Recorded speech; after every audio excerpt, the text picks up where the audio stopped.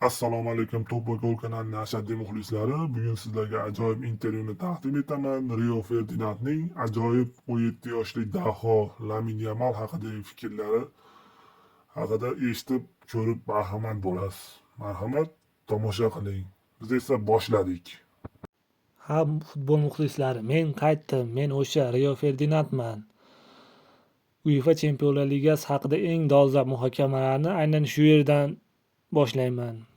Lamin Yamal, yana bir bor aytaman, Lamin Yamal 17 yoshida bu yigit qilgan ishlarini hech kim qilmagan, balki undan iste'dodliroq futbolchilar bo'lgandir. Lekin hech kim bu yoshda bunday yutuqlarga erishmagan. Biz Messini yoqtiramiz, lekin Messi ham 17 yoshda bunday o'yin ko'rsatmagan. U La Ligada eng yosh futbolchi bo'ldi, gol urdi, assist berdi, Barselonada asosiy tarkibga kirdi. U allaqachon katta futbolchi. Yevropa chempionligini yutgan va jamoasi uchun asosiy futbolchilardan biri edi. Hozirgacha 12 ta gol, 17 ta assist qilgan. Hali mavsum tugaganicha yo'q. Messi 17 yoshda Barselonada 5 ta ham gol urmagan. Messi Galacticos kabi Barselona tarkibiga kirdi. Ronaldinho, Xavi, Deco, Eto'o bor edi. Lamin Yamaldan esa darhol jamoaga ko'tarilish talab qilinmoqda. U zaxiradan maydonga tushib o'zini ko'rsatadigan o'yinchi emas. U jamoani oldinga olib chiqishi kerak.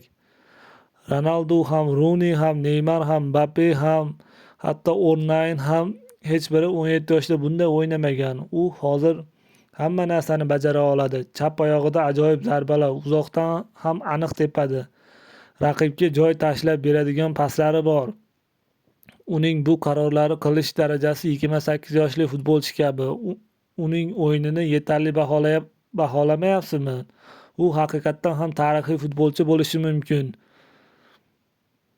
Uni kuzatishda davom eting, chunki u hozirning o'zida katta futbolchi bo'lish yo'lida. Bunday yoshda u bu darajada o'ynash ajoyib. Men bu yigitning kelajagi haqida o'ylayapman. U allaqachon Barselonada asosiy tarkibda o'ynayapti. U hozirda o'yin uslubi, tezligi va texnikasi bilan ko'pchilikni hayratga solmoqda.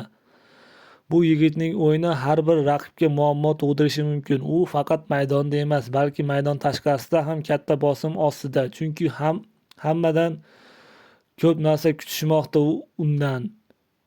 Biz uni allaqachon tarixiy futbolchilar qatoriga qo'shishimiz kerakmi yoki biroz kutib uni rivojlanishini kutishimiz kerakmi? Lekin hozirning o'zidayoq aytish mumkinki, bu yigit kelajakda katta yulduz bo'ladi.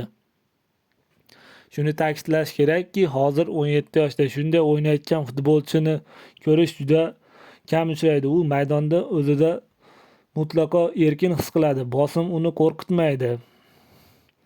Men maydonda hech qanday qo'rquvni his qilmayman. Har bir o'yinda o'zimni yanada yaxshi his qilaman. Katta jamoada o'ynash har doim mas'uliyat yuklaydi, lekin buni qilishdan men zavqlanaman deya aytib o'tgan menga. Bu ajoyib.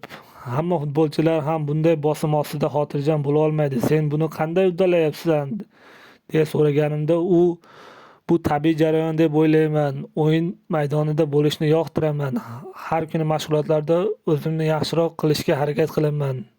Men uchun bu shunchaki o'yindan zavq olish, eng yaxshisini ko'rsatish masalasi deya menga javob bergan. Sen o'ynagan o'yinlarni tahlil qilar ekanman, hayratda qoldim. Sen maydondan o'z pozitsiyangni juda yaxshi tushunasan. Ayniqsa pressingni qanday harakat qilishligini kerakligini bilasan deb so'raganimda u shunday javob bergan. Murabbiylarim bilan bu borada ko'p ishlaymiz. Barselonada hamma pressingni to'g'ri tushunishi kerak. Men har doim jamoamga yordam berishga harakat qilaman deya javob bergan.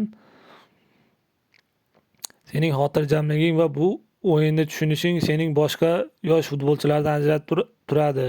Kelajakda dunyoning eng yaxshi futbolchilaridan biri bo'lish mumkin deb o'ylaysanmi deya so'raganimda u shunday javob bergan.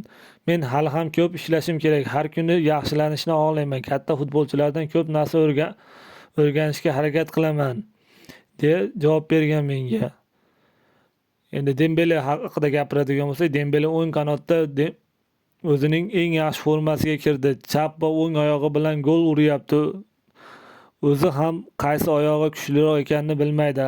Himoyachi bo'lsam, qaysi tomonga to'g'ri kelishini bilmayman. Dembele kirdi va u men uchun tomosha qilish eng qiyin bo'lgan o'yinchilardan biri bo'ldi, chunki u shunchaki iste'dodli, uning salohiyati juda yuqori, lekin u har doim yakuniy bosqichda yetarlicha barqaror bo'la olmadi.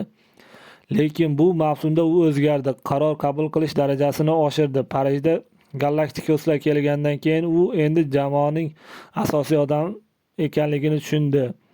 U endi o'ziga ishonmoqda, mas'uliyatni olishga tayyor. Dembele o'ng kanatda, Rafinha chap kanatda, Mbappe esa hujum markazida. Bu mening ideal hujum triom deb hisoblayman. Keyn va Lewandowski ham alohida e'tiborga loyiq, lekin men hozir tezkor harakat va yaxshi kombinatsiya yaratadigan jamoani tanlayapman. Ular statistik hujumchilar, ular qayerda bo'lishini aniq bilamiz. Men esa harakat pozitsiyalarini almashtirishni xohlayman. Aytaylik, men murabbiy bo'lsam, shunday jamoani yaratgan bo'lardim. Tomosha qilishga arzigulik bo'lardi. Shunday emasmi?